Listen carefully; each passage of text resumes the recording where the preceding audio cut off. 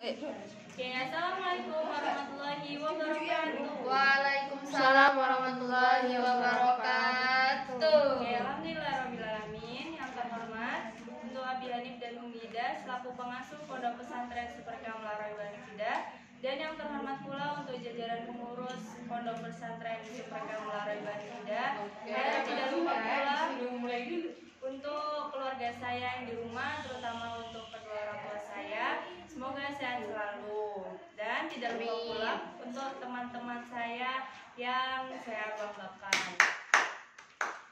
Oke, pertama-tama kita tanya kabar dulu. Bagaimana kabarnya pada malam hari ini? Alhamdulillah luar biasa, bersemangat, dahsyat, Allahu Akbar. Perkenalkan, nama saya Ainul Isma, saya dari kelas 11 MA Laroi Hida. Pada malam hari ini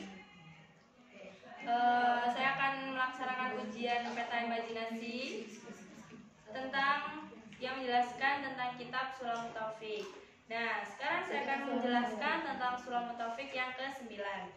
Nah, di dalam bab yang ke-9 ini kita menjelaskan tentang rukun sholat, sholat jamaah dan sholat Jumat, dan syarat mengikuti imam. Nah, yang pertama itu tentang rukun-rukun sholat. Nah, jadi rukun-rukun sholat itu ada 12.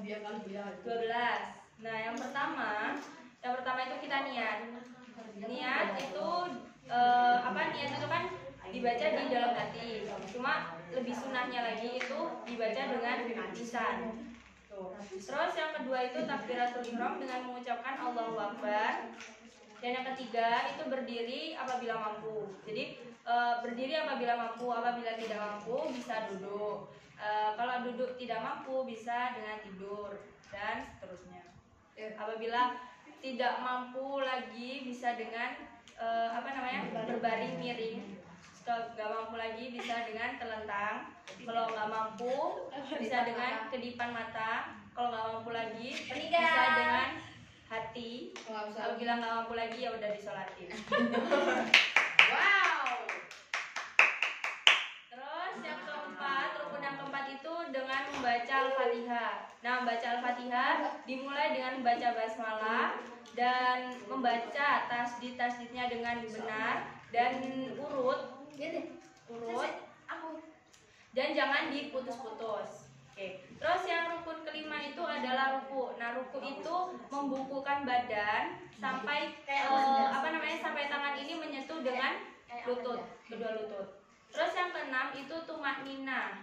Tumaknina pada ruku. Tuh. Terus yang ketujuh ada iktidal, berdiri setelah ruku. Dan yang kedelapan itu tumaknina pada iktidal. Yang kesembilan itu adalah sujud. Nah, sujud itu dengan menempelkan telapak tangan pada di tempat sujud, terus menekan jidat ini di tempat sujud, terus menempelkan kedua lutut di bawah. Tuh, terus kemudian duduk di antara dua sujud. Nah, setelah itu setelah duduk di antara dua sujud, kemudian melakukan tasyahud akhir dan yang terakhir itu salam. Terus di cabang kedua itu tentang sholat jamaah dan sholat Jumat. Nah, jadi syarat-syaratnya itu harus sudah memasuki waktu duhur, waktu sholat duhur. Terus jamaahnya itu minimal 40 orang. Dan apabila kita tuh mengikuti sholat Jumat itu tidak dibarengi dengan sholat Jumat di tempat lain. Terus ada fardu ainnya. Nah, fardu ainnya itu ada 40 orang mukallaf. Tuh, terus yang kedua itu adalah berniat mukim. Nah, terus yang selanjutnya itu mendengar panggilan. Apabila telah mendengar panggilan sholat Jumat itu disegerakan untuk pergi ke masjid. Terus nggak lupa pas sholat Jumat itu ada 2 khutbah. Terus ada rukun-rukun dari 2 khutbah. Nah, yang pertama itu membaca hamdalah, yaitu alhamdulillah. Terus yang kedua membaca sholawat Nabi. Yang ketiga itu membaca takwa dari 2 khutbah itu. Yang keempat itu membaca ayat Al-Quran. kelima itu baru membaca doa. Nah, kemudian ada syarat-syarat dari dua khutbah itu. Nah, yang pertama itu suci. Yang pertama suci. Terus yang kedua yaitu menutup aurat. Yang ketiga, Kamu kurang cepat juga. sana foto sini presentasi. Terus yang ketiga itu adalah berdiri. Nah, yang keempat itu duduk di antara dua khutbah. Yang kelima itu dilakukan secara terus menerus. Yang keenam, yang terakhir itu, jadi kalau khutbah itu harus mengucapkan dengan bahasa Arab. Nah, di cabang yang ketiga ada syarat untuk mengikuti imam. Jadi syarat-syaratnya itu adalah tidak melebihi. Oke.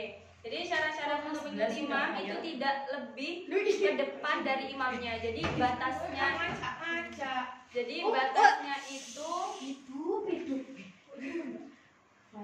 batasnya itu adalah ini sejajar dengan imam. Nah, tidak lebih dari ini. Jadi minimal itu sejajar dengan imam dan nggak boleh melebihi. Ketika imam itu takbiratul ihram itu nggak boleh makmum itu di depannya. Terus kemudian tahu dari perpindahan gerakan imam. Terus, nah keduanya itu antara imam dan makmum itu harus berkumpul, tidak boleh ada. Jadi di antara imam dan makmum itu nggak boleh ada penghalang sampai makmum itu nggak tahu imam itu. Terus harus sesuai urutan dan tidak membedakan melakukan kesunahan. Tuh. Nah, terus makmum itu harus berniat menjadi makmum. Fotonya lo. Oke. Sekian dari saya, kurang lebihnya mohon maaf, semoga bermanfaat. Wassalamualaikum warahmatullahi wabarakatuh. Waalaikumsalam.